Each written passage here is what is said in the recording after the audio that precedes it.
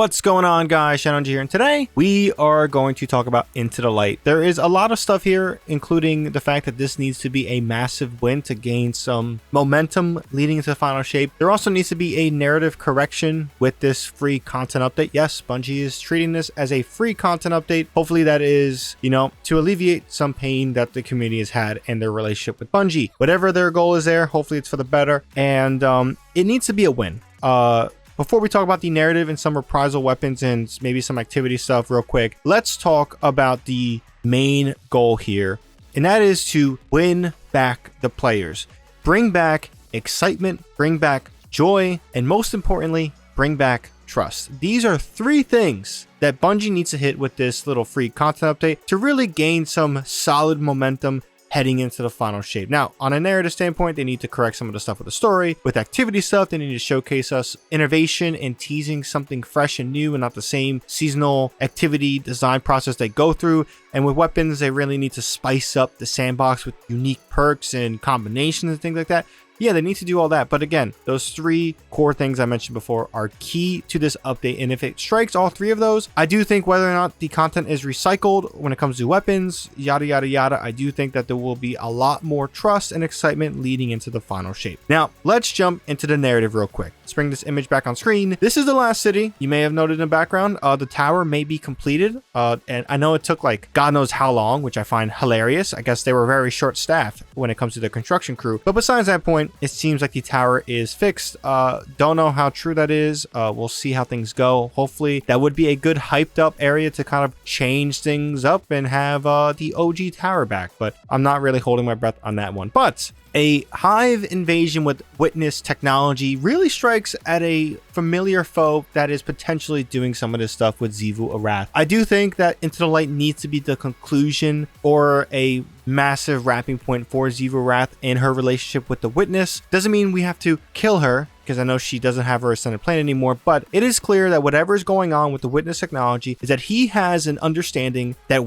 we are close to following him. And it does make sense to kind of bridge that gap and tell that story of bringing an obstacle that really should have been the Lightfall experience. Again, for some reason, the most pivotal part of this franchise, we fought in Neptune, away from the last city and away from the Traveler. However we feel about that, hopefully they can take that aside and throw it here and be like, hey, the witnesses forces are invading. You, the Guardian, must protect the last city and protect the people of Earth, yada, yada, yada. And an invasion here to slow us down could give the time needed to enact the final shape for the witness, and it makes sense that Xivu Arath is going to be doing that. Now, when it comes to the activity itself, as you can see in the image, we have a turret.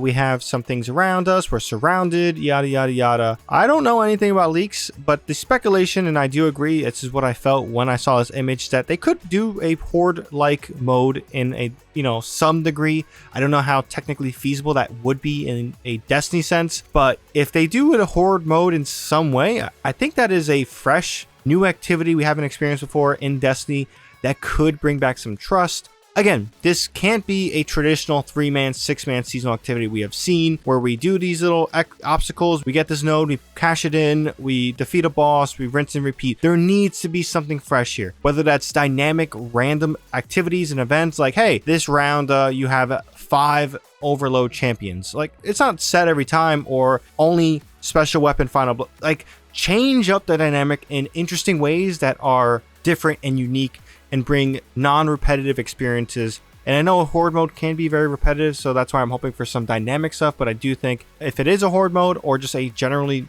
newly designed based activity, it has to be a little bit innovative. It has to give us some trust that they're going to be moving things in different directions and just keeping the same old activity. But who knows? This is a free content update, so let's see how much they really pour their hearts into it when it comes to doing that type of innovation that you would expect in an expansion. Last but not least, let's talk about some reprisal weapons. Now, I've seen this on the web. I've also seen this. So in the image, we have 3 weapons: Falling Guillotine, Midnight Coup hand cannon from the Leviathan raid, and it seems like it is the Blast Furnace pulse rifle from the Black Armory.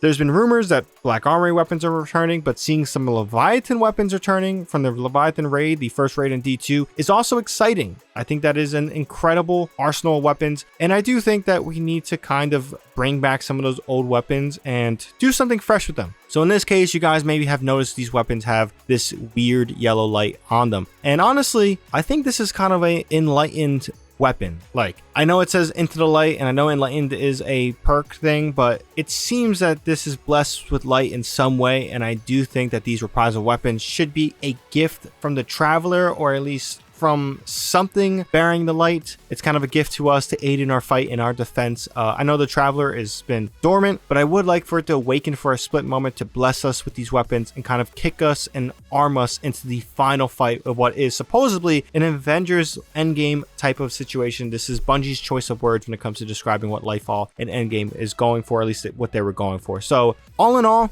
I do think there's a lot of potential here. It must be a win. It must be a win. This is a free update, which means everybody is going to be experiencing this and can play this. And you want the most positive feedback from this. You know, maybe this boosts sales a little bit when it comes to past expansions and helps players get onboarded. But besides that, like, it does need to be a big win, and I'm all for that. But besides that, guys, leave your thoughts down below on Into the Light and your expectations. When it comes to leaks, I know that there are leaks out there. I know some people have viewed them. I haven't viewed them. I urge you guys not to really talk about that. Not saying that like they could be true, but I do want to go into this pretty dark, and I do think that going into this, you know, dark, seeing what they're going to talk about in the live stream, and these are the dates here on screen of what we should get. Developer live streams too, which is nice.